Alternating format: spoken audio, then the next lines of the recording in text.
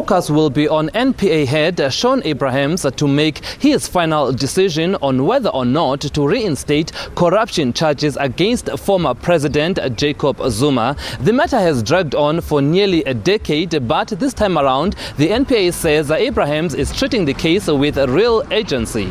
Following a Supreme Court of Appeals ruling that set aside the 2009 NPA decision to drop charges against Zuma, the former president filed fresh legal representations in January this year on why he should not face prosecution. Dropping the initial charges against Zuma, who was ANC president at the time, paved a way for him to assume office of state president.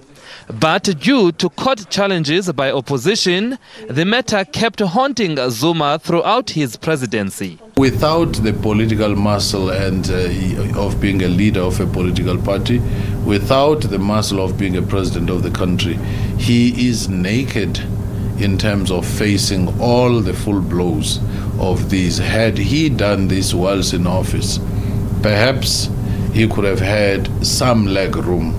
With the looming NPA prosecutors deadline, political analyst Professor Lesiba Defo has called on politicians to give NPA some space. And I'm also a bit wary when people try to say Ramaphosa must make sure that the law takes its course, must make sure that Mbalula ensures that that action is taken. It's almost, that's exactly what we don't want, to interfere with state institutions. The Zuma matter comes as NPA boss Abrahams is fighting for his own survival.